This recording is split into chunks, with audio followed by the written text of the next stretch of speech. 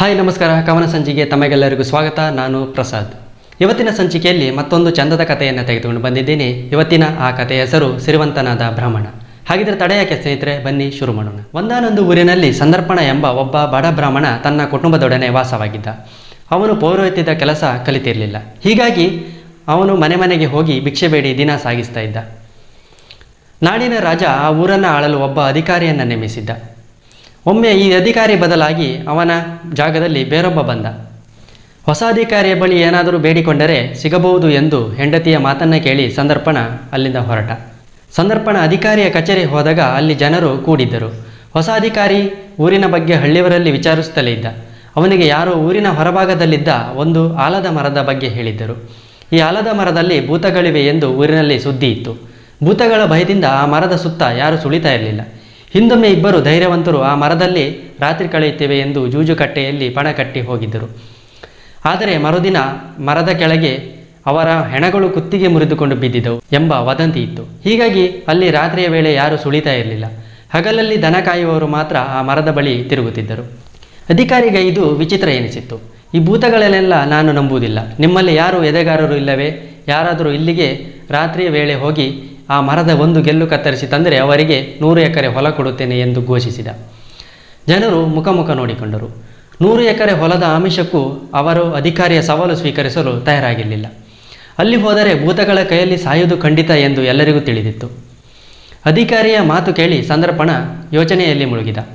ನಾನು ಮತ್ತು ಮನೆಯವರು ಹೇಗೋ ಉಪವಾಸ ಬಿದ್ದು ಸಾಯುತ್ತಿದ್ದೇವೆ. ನಾನು ಹೋಗಿ ಒಂದು ಮರದ ಗೆಲ್ಲು ತಂದರೆ ನನಗೆ 100 ಎಕರೆ ಹೊಲ ಸಿಗುತ್ತದೆ. ಭೂತಗಳು ನನ್ನನ್ನು ಕೊಂದರೆ ಕೊಲ್ಲಲಿ. ಈ ಕಷ್ಟದ ಬದುಕಿನಿಂದ ಬಿಡುಗಡೆ ಸಿಕ್ಕಿದಂತಾಗುತ್ತದೆ ಎಂದು ಯೋಚಿಸಿದ. ಮಹಾಸ್ವಾಮಿ, ನನಗೆ ಅಪ್ಪಣೆ ಕೊಡಿ.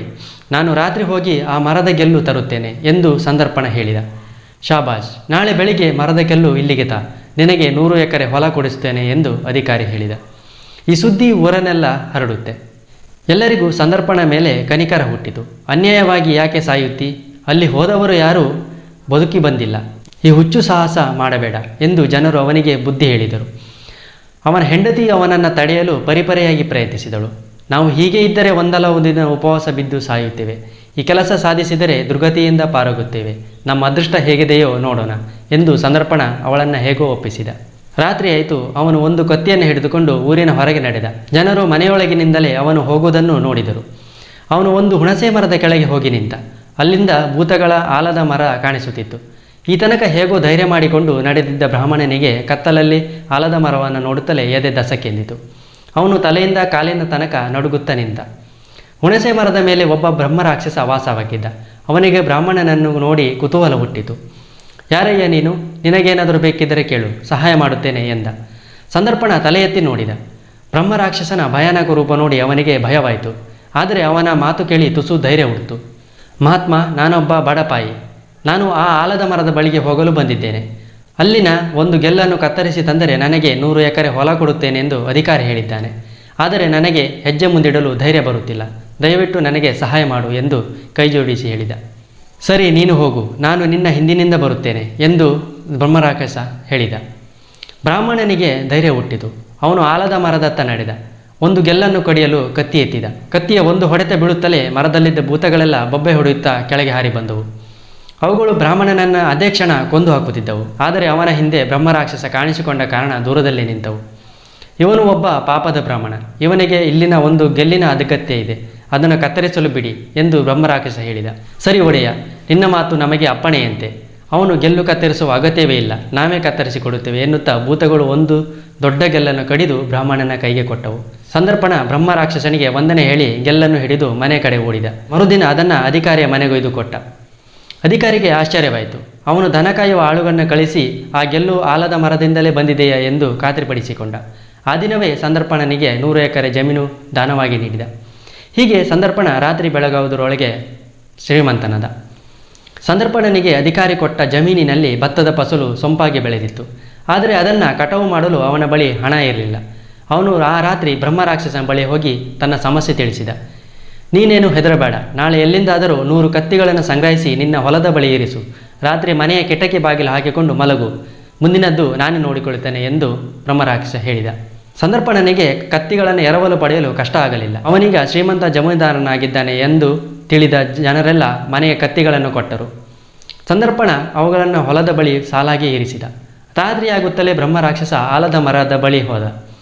ನನ್ನ ಗೆಳೆಯನಿಗೆ ಸಹಾಯ ಮಾಡುತ್ತೇನೆಂದು ಮಾತು ಕೊಟ್ಟಿದ್ದೇನೆ. ಅವನ ಹೊಲದಲ್ಲಿ ಫಸಲು ಕಟಾವಿಗೆ ತಯಾರಾಗಿ ನಿಂತಿವೆ. ನೀವೆಲ್ಲ ಹೋಗಿ ಫಸಲು ಕತ್ತರಿಸಿ ಭತ್ತವನ್ನು ಮತ್ತು ಹುಲ್ಲನ್ನು ಬೇರೆ ಬೇರೆಯಾಗಿ ರಾಶಿಯಾಗಿ ಅಂದ. ಭೂತಗಳು ಬ್ರಹ್ಮರಾಕ್ಷಸನ ಮಾತು ಮೀರುವಂತಿರಲಿಲ್ಲ. ಎಲ್ಲವೂ ಹೊಲಕ್ಕೆ ಹೋಗಿ ಕತ್ತಿಗಳನ್ನು ಎತ್ತಿಕೊಂಡು ಕೆಲಸ ಆರಂಭಿಸಿದವು. ಸಂದರ್ಪಣನಿಗೆ ರಾತ್ರಿಯಿಡೀ ಹೊಲದಿಂದ ಗದ್ದಲ ಕೇಳಿಸುತ್ತಿತ್ತು. ಬ್ರಹ್ಮರಾಕ್ಷಸನ ಮಾತಿನಂತೆ ಅವನು ಹೊರಗೆ ನೋಡಲಿಲ್ಲ. ಮರುದಿನ ಎದ್ದು ನೋಡಿದಾಗ ಅವನ ಮನೆಯ ಹೊರಗೆ ಭತ್ತದ ಗುಡ್ಡ ಇತ್ತು. ಹೊಲದಲ್ಲಿ ಹುಲ್ಲನ್ನು ಅಚ್ಚುಕಟ್ಟಾಗಿ ಸೇರಿಸಿ ಇಡಲಾಗಿತ್ತು.